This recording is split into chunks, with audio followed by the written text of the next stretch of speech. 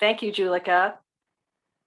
Well, what do comedians, Porky Pig, and a toy telephone have in common? Well, they're all part of this presentation. Welcome, speech trekkers. Thank you so much for joining me this evening. Some of you have done this many times before. You're an experienced speech trekker, so this presentation for you will be part refresher and part new updates. And those of you who have never done a speech trek, this will be all new information for you. Regardless, I hope you all sit back, relax, and enjoy the evening with me and take the next hour in and enjoy it for sure. Let's start with this quote. This is a wonderful, beautiful quote from a beautiful artist who said, if you hear a voice within you say, you cannot paint, then by all means, paint, and that voice will be silenced. And I'm so glad that Vincent van Gogh did not listen to his voice, because if he had listened to it, he would not have painted the following.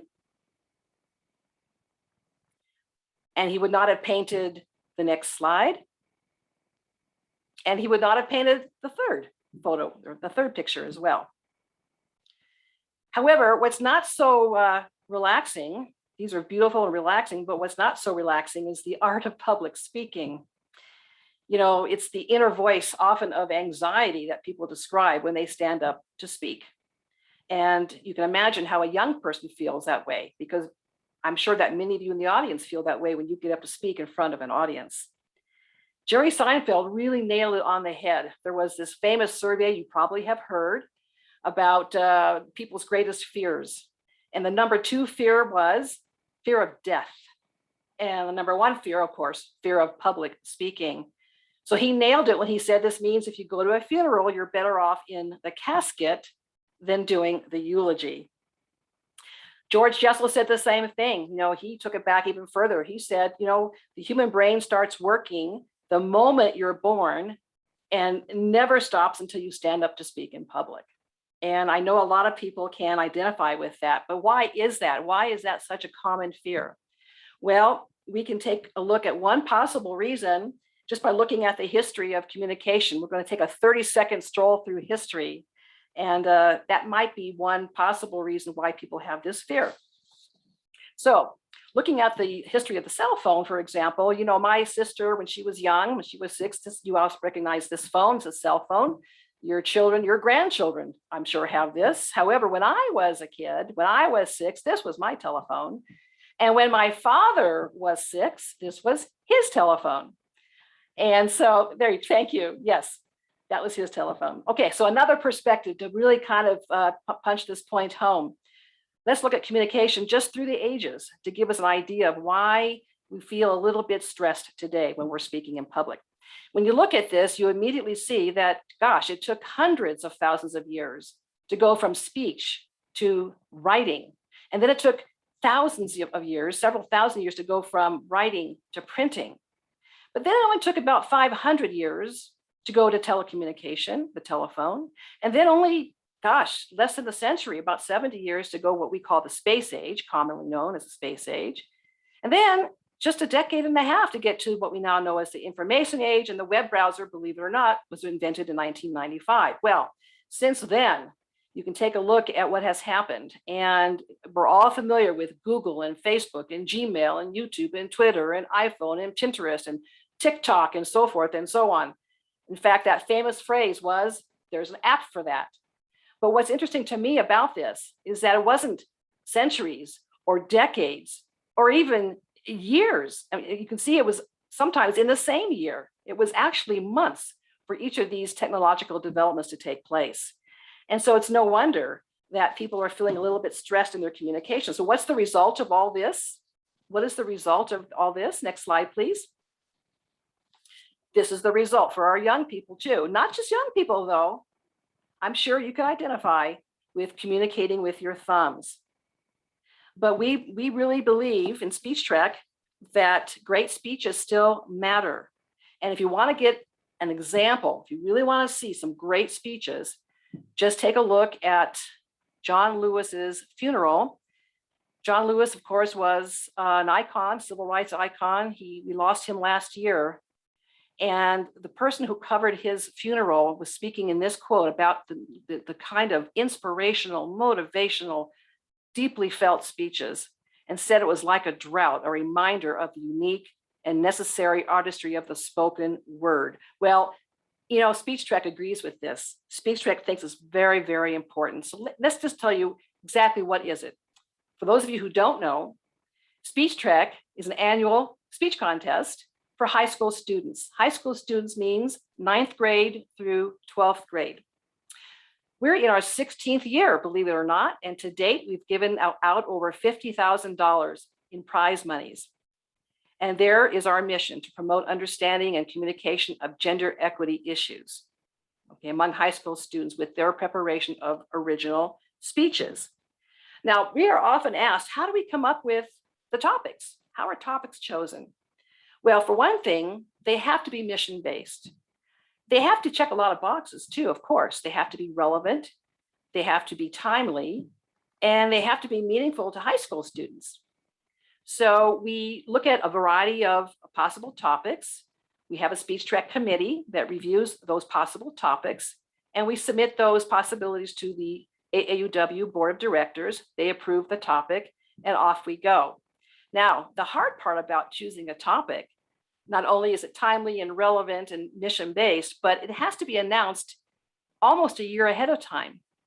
And that's why some people say you must have a crystal ball, because how are you able to have your finger right on the pulse of what's happening? And I just have to say that, well, you know, your SpeechTrek team is informed, it's focused, very motivated, just like all of you. And so that is how we have our crystal ball. So this year's topic draws from two sources. It's a little unusual because it's a two-part question. The first source was from our own Pledge of Allegiance. And those of you who are pretty eagle-eyed might notice that this particular pledge is the original Pledge of Allegiance. Before we added under God, when it only had one comma. Of course, later on, the phrase under God was added, and the current Pledge of Allegiance has 3 commas, just FYI. Anyway, so part of our topic was drawn from the pledge, and the second source for our new topic this year was drawn from the Declaration of Independence. And one of the reasons we did this is because in about 5 years, we're going to be celebrating a significant anniversary of the Declaration of Independence. All right, so this is the second part of the question that deals with the Declaration of Independence. And this is this year's topic. Has the United States lived up to its pledge of liberty and justice for all? Would requiring the study of diversity, equity, and inclusion in a high school setting help ensure liberty and justice for all? So that's the question that's being posed. That's the question that our young speakers will be developing their presentation. So there's a couple of things that are new this year with SpeechTrek. First of all, there is a new logo, as you can see on our slides. And there's also an updated branch toolkit and a student toolkit. Both of those are out there on the website. And for those of you, when you download this presentation, there are hyperlinks that will take you directly on the website to those documents. And also the policies and procedures have been updated this year. The key policy change is that branch members may now serve as judges. So that's something to discuss within your branches. SpeechTrek is the signature high school program, just like TechTrek is the signature program for middle schools. And there's a wonderful thing that comes out of SpeechTrek. First of all, it introduces AAUW to the next generation, starting right in high school. And it's very cost effective. It's like $25 for a student to participate. The good news is it really invites diversity, girls as well as boys, and it showcases your branch when you are out there preparing and developing your SpeechTrek program. The topics are mission-based, so this helps to fulfill a branch's requirements towards following the mission. And it has the flexibility, as we know from last year, to be done virtually as well as in person. Another benefit of SpeechTrek is that it really promotes membership. There's such visibility with the SpeechTrek program in the schools and students within the community. So it increases your branch's visibility. It's showcasing your devotion to the mission, and it's encouraging community involvement. It also helps to establish public discourse on mission-based topics. And also it introduces, again, like we said before, that AAUW to the next generation. Okay, very good. All right, so it does promote membership. It also promotes education and encouraging the research. Imagine the research that the students need to do to really become fluent on this societal issue. And it helps high school students develop critical thinking, public speaking skills. It helps to advance democratic values by encouraging public discourse, developing partnerships with other organizations such as Toastmasters International. And it gives the high schoolers a voice on mission-based topics. As Marlene often says, sometimes the schools pick up this topic and they make it part of their curriculum. So it's something that is current and valuable for students' education. Now, Okay, so I thank you very much for pinch hitting. I'll take over. So everybody, the big question this year is virtual or in person? That's of course the big question. So let's take a quick look and see some of the unique requirements of each one. Well, reliable Wi-Fi is very important, and in a virtual situation, as we just found out. So that's something that you definitely want to have. And of course, you want to have familiarity with some sort of video conferencing software, such as Zoom. And the second part of this presentation is going to focus on Zooming your SpeechTrek for those of you who think you may be doing a virtual contest. So definitely stay tuned for that. For those of you who have told me that you're hoping to do an in-person contest, of course, the requirements for that, you have to have a venue, a place to hold it. And it's a good idea to have a videographer. And of course, whatever the current COVID protocols are, you definitely want to be able to follow that. Now, some of the features of each contest, whether it's virtual or in person, of course, there's a lot of benefits to a virtual, as some of you may have found out the past year. You can have a large number of contestants because they are coming in from their home. There's no travel or transportation problems for these kids. They can do it again from their bedrooms or from their home. You don't need a venue. It gives them a chance to really practice on-camera communication skills, which is very different from speaking to a live audience full of people. And your judges, it can expand your pool of judges because they can judge, of course, from anywhere. So that's some of the advantages and features of a virtual contest. As far as being in-person contest, of course, that's a wonderful thing to do if you can, because it provides a great experience of being live, speaking to a live audience, which gives the speaker immediate feedback and really gives them a choice, a chance of being with your other contestants too in the same room, which is another great thing to have. So those are some of the features. So how do you get started for those of you who maybe are wondering, gosh, this sounds great. What do I do next? Well, the first thing is to select a SpeechTrek chair at your branch. And then we have materials for you to help you get started and to provide guidance for you. Just go to our website, click on that. And there are 3 items there for you. There's the branch toolkit, there's the student toolkit, and there's the policies and procedures also. And we've updated all those documents. So it's important to take a look at it for sure. And the key update that you will all be happy about, I'm pretty sure, in the policies and procedures, a key policy update is that AAUW members may now also serve as judges. So I can hear the woo-hoos already all over. The other thing to get started is there is a deadline. If you are thinking that, yes, this sounds good to us, we want to conduct a SpeechTrek at our branch, then inside the branch toolkit is a memorandum of understanding, MOU, And that needs to get to us by November 1st. So regardless of whether it's virtual or in person, you're going to need these to fill these key roles. You need someone to host the event. I call them the MC, someone to host the event. And you're going to need judges, and you're going to need a timer. Timing is a very important role. We are very strict about timing. The speeches are 5 to 6 minutes with a 30-second grace period on either side. So that means that the speaker must speak for at least 4 minutes and 30 seconds and no longer than 6 minutes and 30 seconds. And if they do speak under 4 minutes and 30 seconds or over 6 minutes and 30 seconds, they will be disqualified. So that's very important. One way to time to help them stay within time, you provide a timing signal of some kind. My branch and other branches use timing cards. Very simple. They use red, yellow, and green cards. Whichever timing device you choose, what's really important is to make sure that it's done at the right time. So for example, the green card would be held up at 4 minutes and 30 seconds, and you would hold it up until it's time to hold up the yellow card or yellow device, 5 minutes and 30 seconds.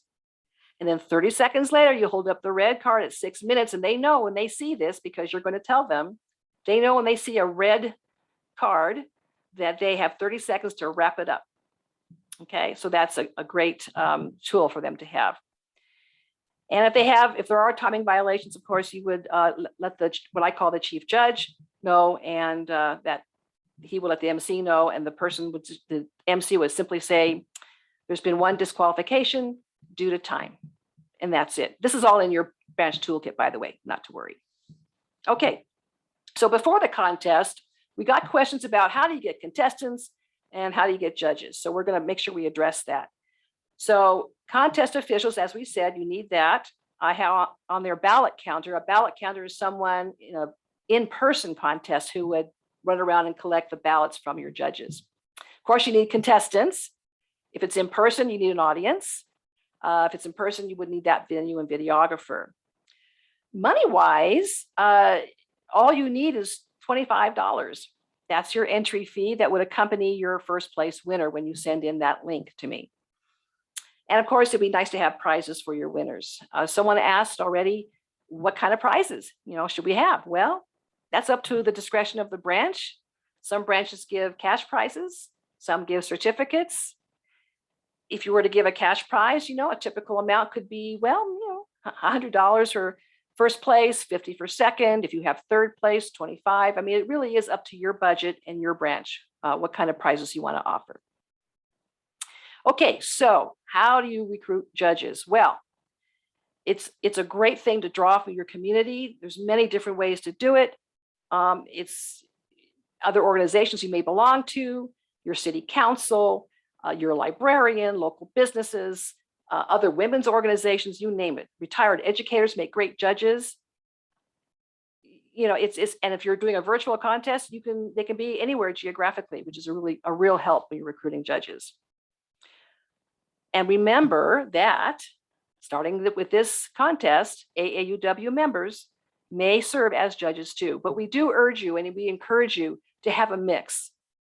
It's just great because it's a great way to promote the branch if you have people from the community. Wonderful way to do that. Okay, so that gives you some ideas about recruiting judges. One caveat though, of course, if you have an AAU member, W member as a judge and they say, oh, I know that contestant, of course you would have them recuse themselves and replace that judge because you would not want that to happen, of course. Okay, so recruiting contestants. That was a question that was asked. There's many ways to recruit contestants. One of the best ways, of course, is to reach out to your local high school, within your high school, within your district, high school or high schools. You can, if you're starting for the first time, you can start off with the superintendent. We have sample letters in the toolkit that you can take a look at, email them, write them, stop by, and let them know about the contest and the topic. And a lot of times they will recommend teachers who might be interested.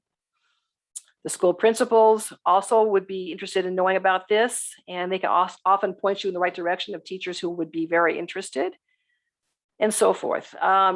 Social media is a great way to get recruit contestants, and you can put out a call for contestants in your local media, either social or traditional media, which is another way to gather it. Don't forget about homeschools. They love this kind of thing.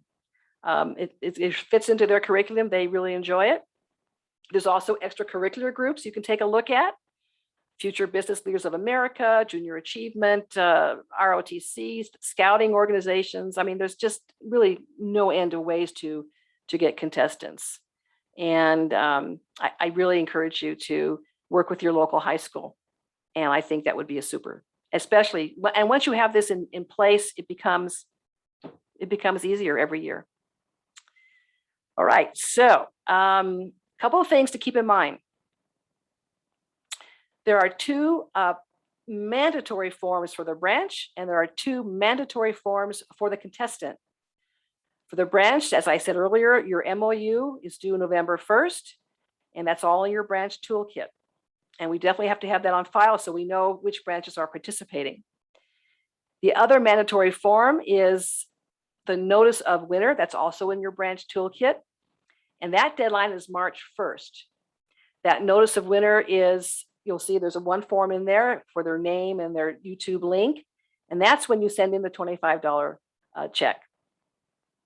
For the contestant, the mandatory forms are due prior to the contest. It's very important because we're dealing with under 18 most of the time. It's very important to have the parental permission for them to participate. So these are in both the, let's see, they're definitely in the student toolkit, both forms. I think one of those is also in the branch toolkit. So the affidavit is not only an affidavit that they attest saying that their speech is original and has their parents sign it and so forth. It's also a liability release for AAUW. And it allows us to use their likeness on YouTube, for example, perhaps in promoting a contest and so forth. And that does require parental signature. The other mandatory form is their application, their student application. That requires the student's signature and their parent's signature too. And I do want to stress those are due before the contest or the night of the contest if necessary. But please don't let them participate if you don't have it, because that means we don't have the written parental permission, and that can be very problematic. All right, so those are those mandatory forms. So just to give you an idea, if you're not sure, the memorandum of understanding, this is an MOU, this is the sample of it. It's in your branch toolkit. It's a 2 or 3 page document. And I'm going to show you the last page where a couple of things are different. One thing that's different is the address of the AAUW California office. That's a new address, so do be aware of that. And of course, it calls for your signature as the Speech Track chair and your branch president signature. So that is sent to us and we keep that on file. And that's how I know that you are participating as a branch. Okay, let's see. So let me look at the affidavit. Okay, there's something new about the affidavit. This is one of the 2 mandatory forms that the student will sign. And if you go to the last page here, it's a page and a half or so. The one thing I mentioned it earlier, we removed was the Social Security number. Understandably, there was some reluctance in putting out their Social Security number. So we understand that. So we removed it. And the only time we will need a Social Security number, especially at the state level, is when there are cash prizes given. That is when we will ask at that time for the student's Social Security number. And that is, I believe, an IRS issue that we have to abide by. So how can we help you? I'm available all the time to help you and guide you and answer your questions. You can email me at SpeechTrek there at the email address. You can call me as well. And I'm happy to answer your questions and help you have a wonderful experience. For technical questions, our web team has graciously offered to be available to you. And there is their email address right there on the screen. And the next slide, please. So what I want to say to you is this. If you do hear a voice within you say that you cannot host a speech trek, then by all means, host a speech trek. And I think that voice will be silenced because technically speaking, anyway, the sky is no longer the limit. So let me now, speaking of no limits, thank you for your attention. Really apologize for the blip in my presentation, but I hope you enjoyed it.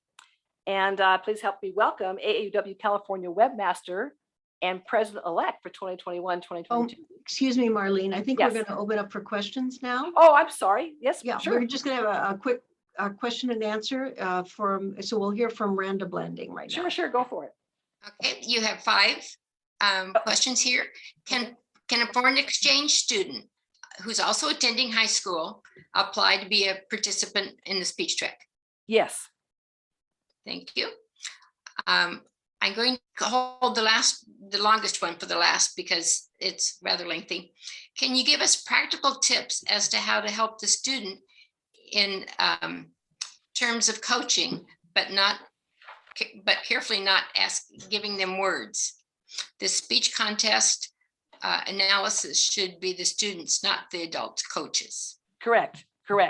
And a good coach knows this. A good coach or a good mentor understands this. So that would be my first suggestion is to have a good coach or a good mentor who understands that. There is some information in their student toolkit and your branch toolkit. There's information on the topic itself that gives them, hopefully gets them thinking about this. And I would encourage them to do their own research and so forth.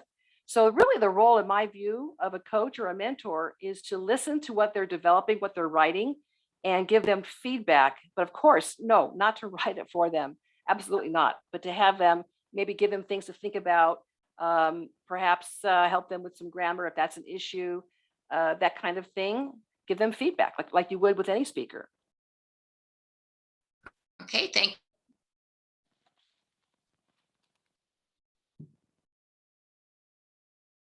Are there more? There are. Okay. It sounds like the technical challenges are rounding the team. So Aw, until Randa comes back, I can read the next one. okay. In addition to the scoring rubric sheet, are speech trek judges at semifinals or finals given any additional judging guidelines? Yes, I hold a judge's briefing, and I recommend that you do this with your judges as well. I hold a judge's briefing prior to semifinals, and I hold a judge's briefing prior to the finals. And in that briefing, we go over the rules, we go over the rubric, we go over what to look for. And in the case of a virtual contest, we stress to them that the background, don't let that distract them, because they're talking from different venues, their bedroom, their living room, and it may not be neat. It may be kind of a little bit of a mess, but not to let that distract them, that their job is to focus on the speech, what they hear and what they see, the content and the delivery.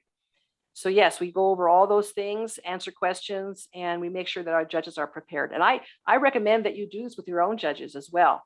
And the judges really appreciate it because they that way they don't feel like they're coming in blind. Great, thank you. Randa, are you back? Well, yeah, I go away. Can you hear me? We Yes. can hear you now.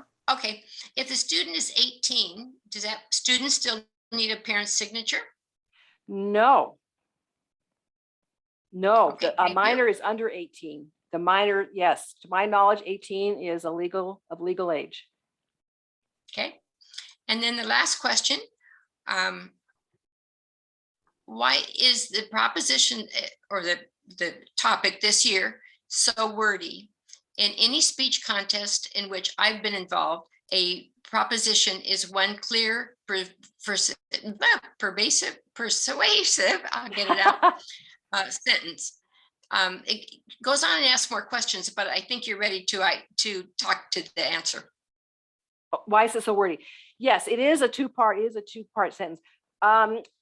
The feeling was that we wanted to include, to make it relevant for the high school students, two reasons. One is there is discussion right now going on in Sacramento and maybe other states as well, I believe, whether or not to require a class in this area in high school.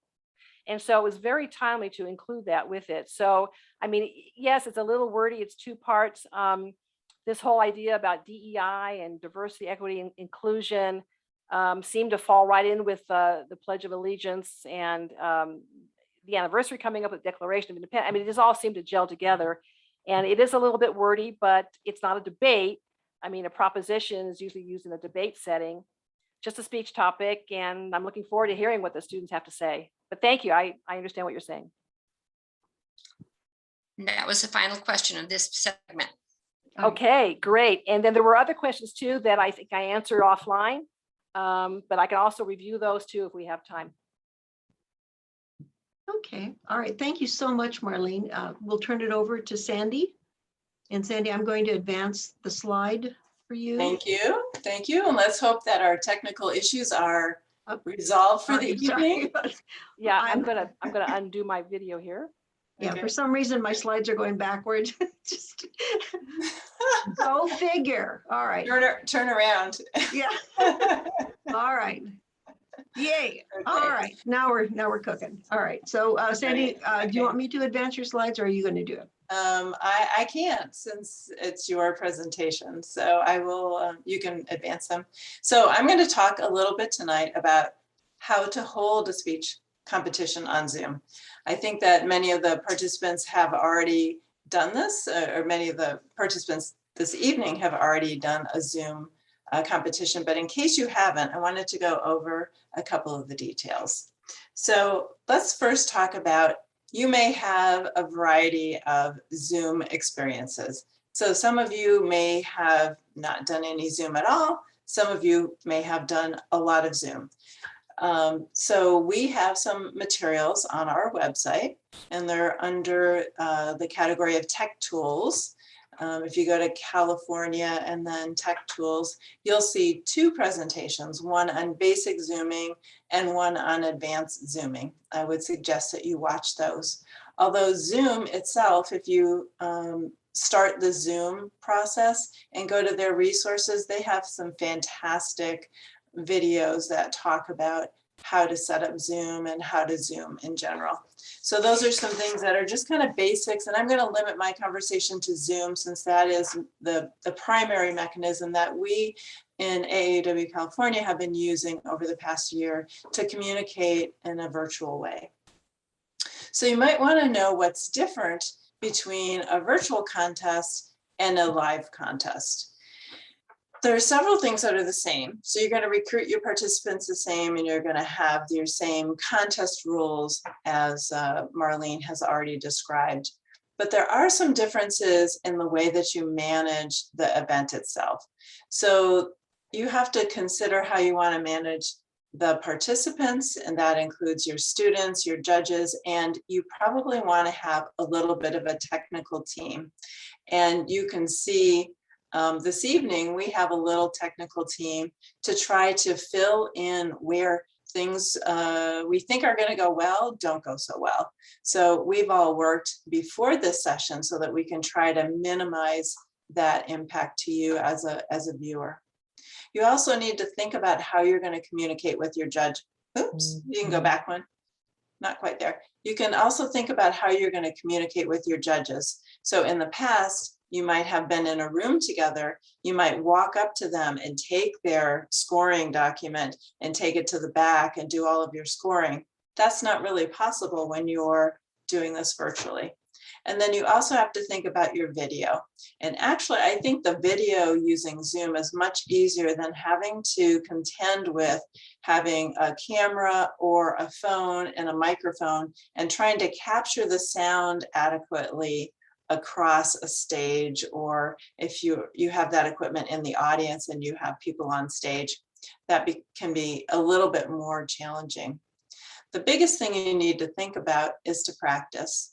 And I would say practice, practice, practice, because that will decrease your stress level in managing the project And it will also help all the people who are working on it to be able to hand off evenly across your participants. So I would schedule a practice session with your judges, and Marlene already talked about that.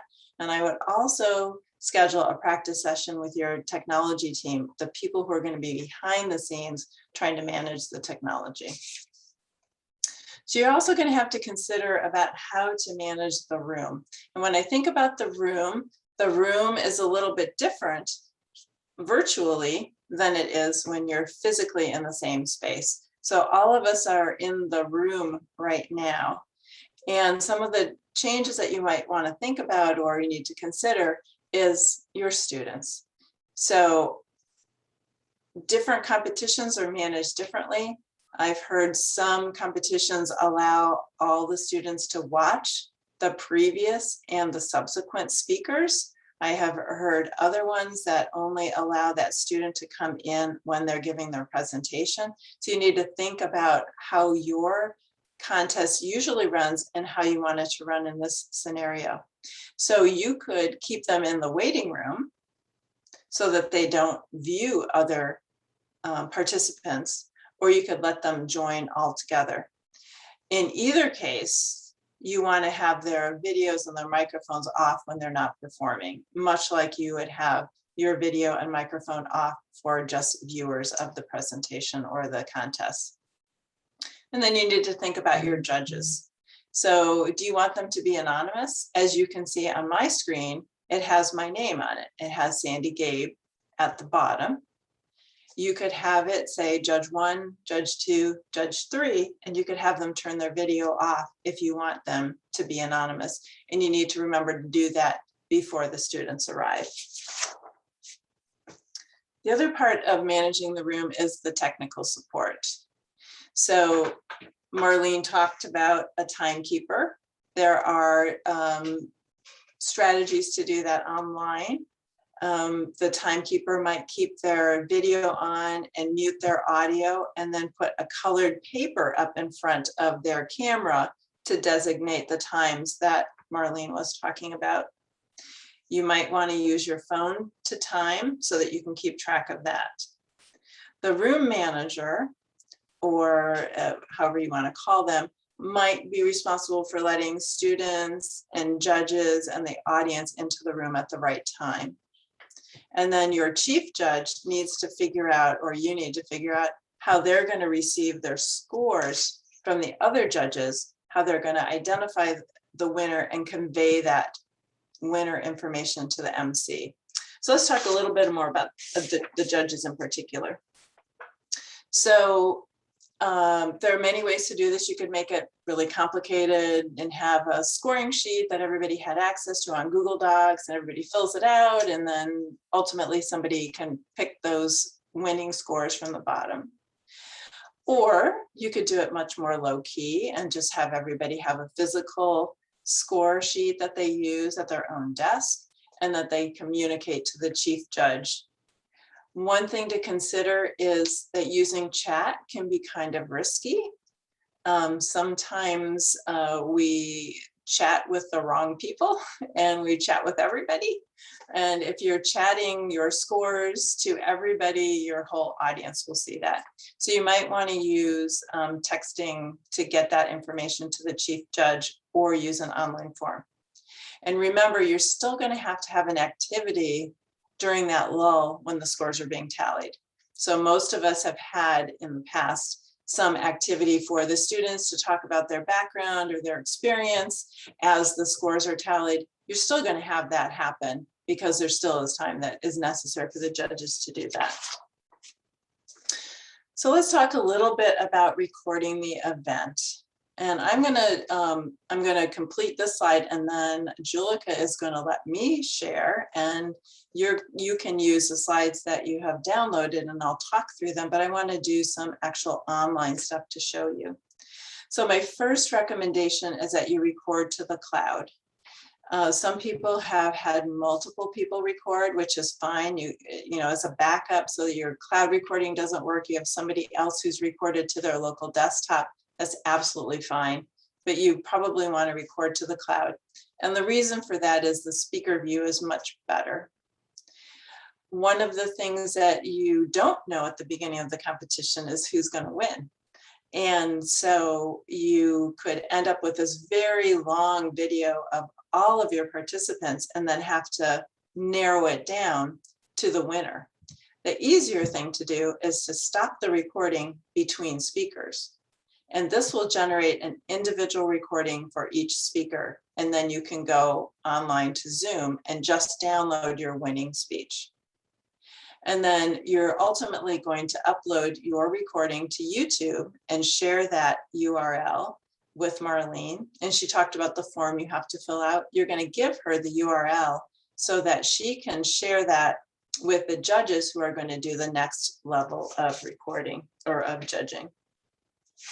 So Julika, if you want to stop sharing, then I will try to start sharing. Okay. So I want to first talk about where to find the recording on Zoom. So if you have a Zoom account, sorry, I have a little fly buzzing around me.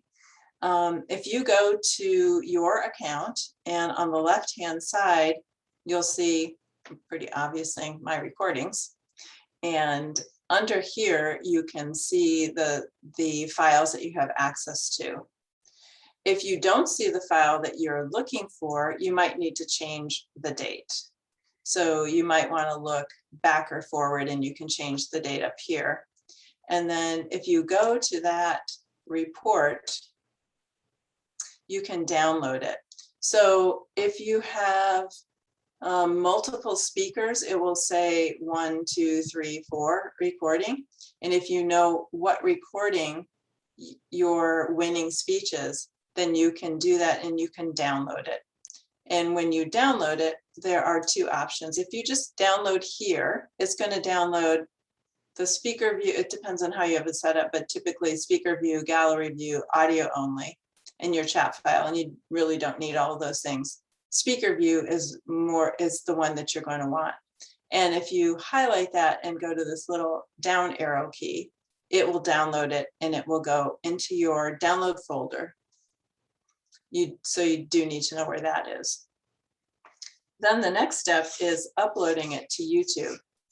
And so if you go to YouTube, you have to have an account. You don't have to make it public. It can be private so that only you can see it. But this is our AAUW account. And if you're going to upload a YouTube video, there's a little plus here, which says create.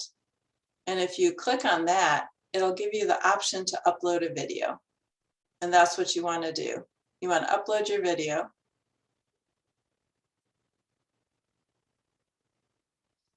And you get this dialog box.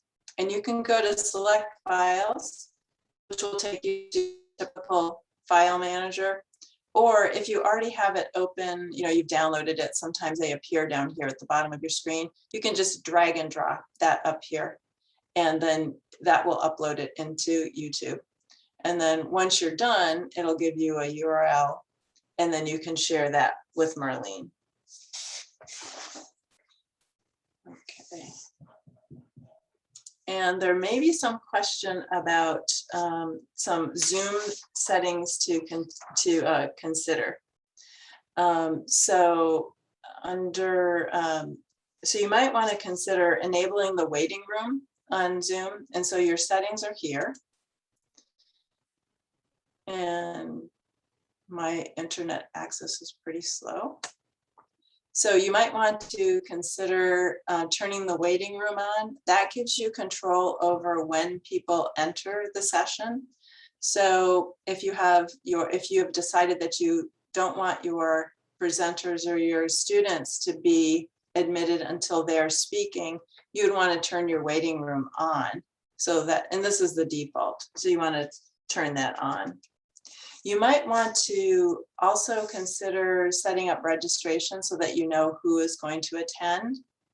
And that's a good one to turn on. You also might want to turn the participant videos off and to mute people on entry so that you don't have a lot of background noise. And you can also consider turning chat off so that you don't have your participants chatting with everybody. And the final one is that you want to do screen sharing just for the individual who is hosting the session so that you don't have the opportunity for other people to turn their video on. So all of those pieces are under the meeting setting here on the left side. If you want to change any of your recording settings, there's a spot here at the top called recording, and it gives you many, many options. And most of the default ones are okay. The ones I would not turn on is the timestamp to the recording. It's kind of distracting because it will show at the bottom of your video, and the participant name in the recording. I would probably not turn those on because it's just distracting in the recording itself. So I think that is all, and I'm going to stop sharing and see if there are any questions, Randa.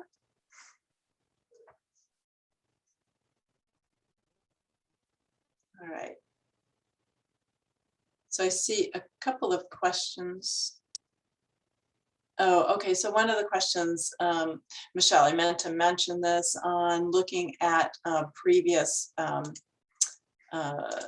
session. How can you share videos?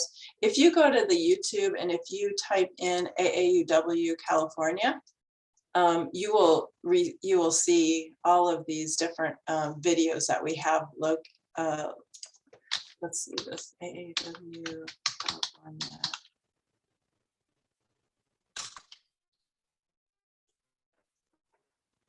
You can look at our channel, and all of our playlists are here. And you can choose, I had a better view of this before, sorry.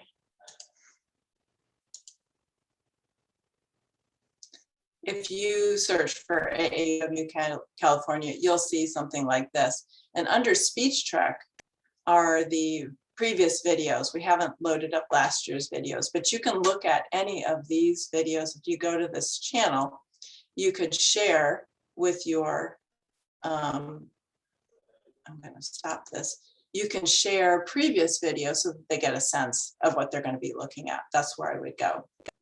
Let's see, if students are entering one at a time, how do you get the one who's just spoken off the screen? That's a really good question. So there are two ways. One is you can ask them to leave, but if you open your participant window in Zoom and find that person's name, you can move them back to the waiting room. I can't display that on here now, but if you highlight their name and to the right of their name is a more, you can say move back to the waiting room, so that will take them out of the active screen.